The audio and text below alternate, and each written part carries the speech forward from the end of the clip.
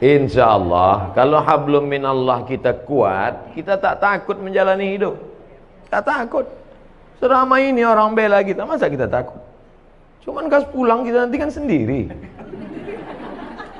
Itulah gunanya hablum minallah itu mesti kuat.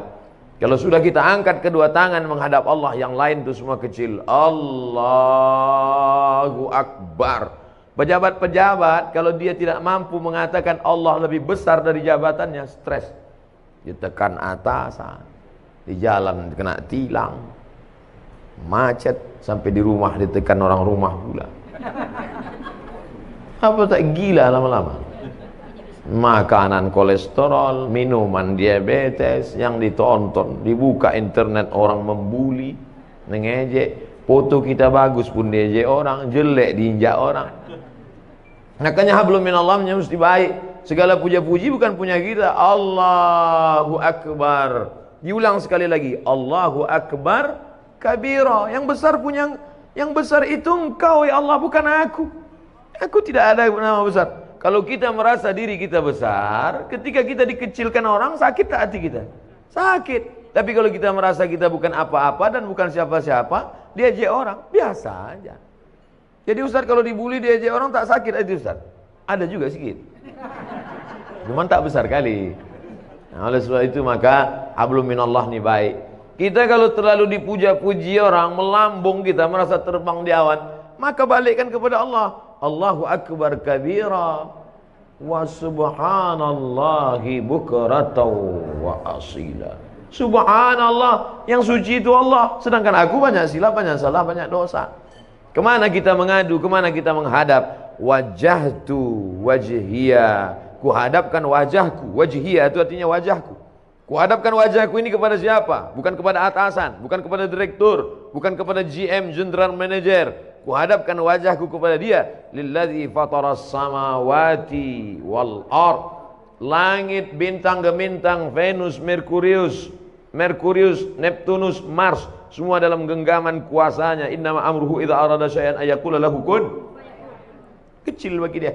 Dan sebab itu orang barat itu terlalu dipikirkannya dunia ini sampai tak bisa dia tidur, kena penyakit insomnia.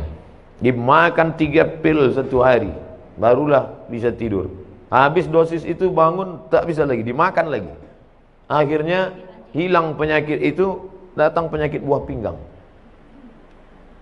Sedangkan orang kita tak makan pil tertidur, asal nampak muka ustaz tertidur.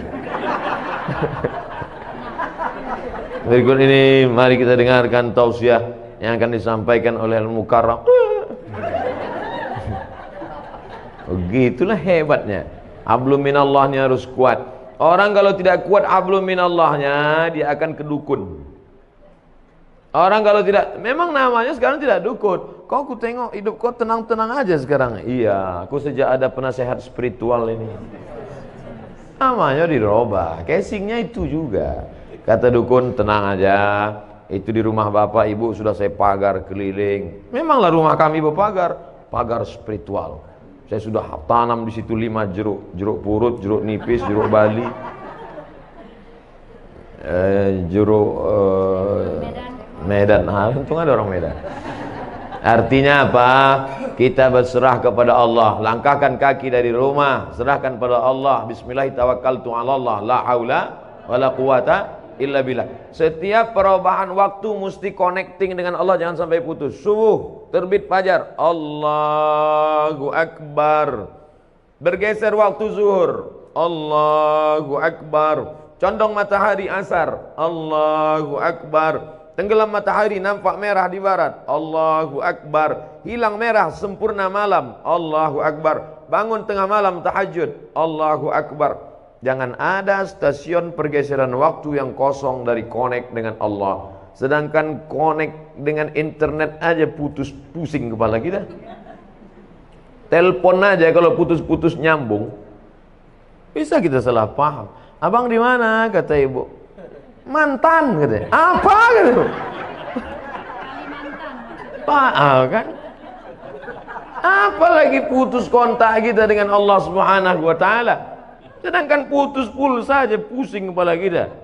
Ini sampai putus hubungan dengan Allah. Makanya ada 5 stasiun yang wajib: subuh, zuhur, asar, maghrib, isya, tambah 2 lagi duha dengan tahajud malam. Pagi, siang duha, malam tahajud. Jangan sampai putus kepada Allah. Serahkan semuanya pada Allah. Di awal itu kita serahkan kepada Allah.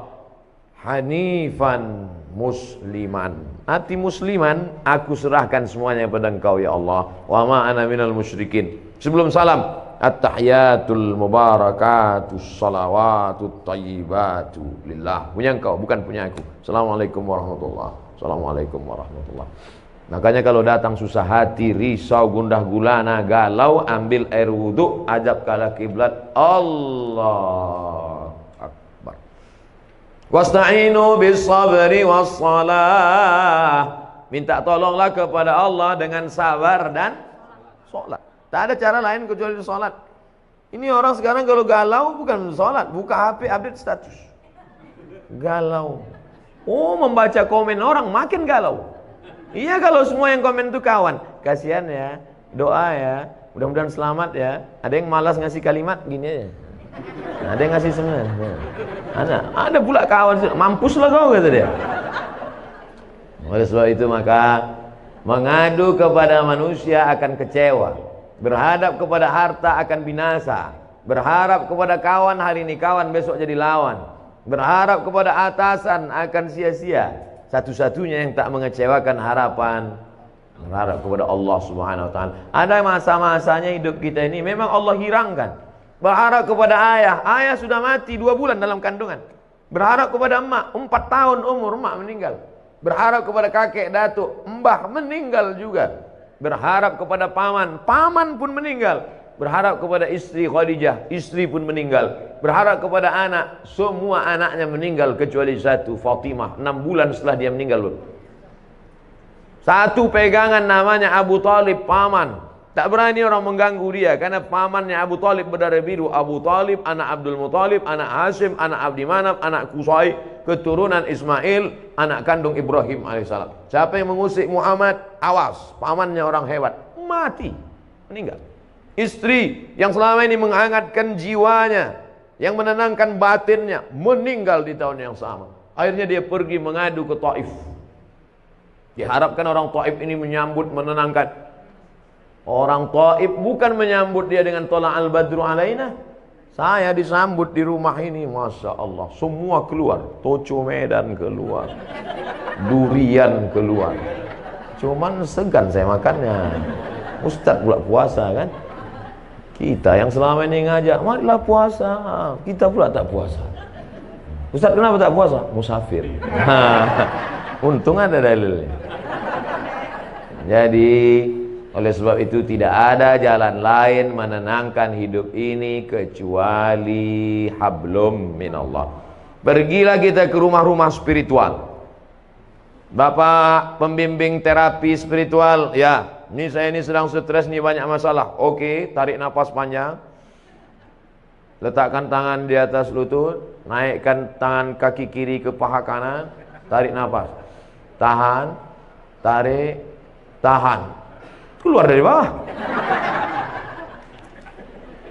Pejamkan mata, dengarkan suara gemerici air terjun, dengarkan suara kicau burung, hirup aromaterapi, bunga-bunga dibakarnya. Gimana perasaan? Tenang. Tenang. Gimana tenang? Tenang. Balik kacau lagi. Tidak ada jalan lain menerangkan ketenangan. Ala bidzikrillah. Ketahuilah dengan banyak berzikir kepada Allah tatmainnul qulub. Kadang hati ini bukan punya kita Bapak Ibu. Bangun pagi tiba-tiba risau saja, suntuk aja, sempit aja hati. Padahal semuanya ada. Semua ada secara materi.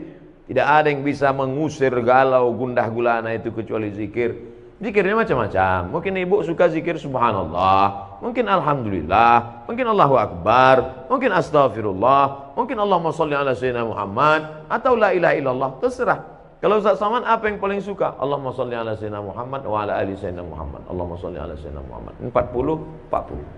20, 20, 40. 1, 2, 3, 4, 5, 6, 7, 8, 9, 10, 11, 12, 13, 14, 15, 16, 17, 18.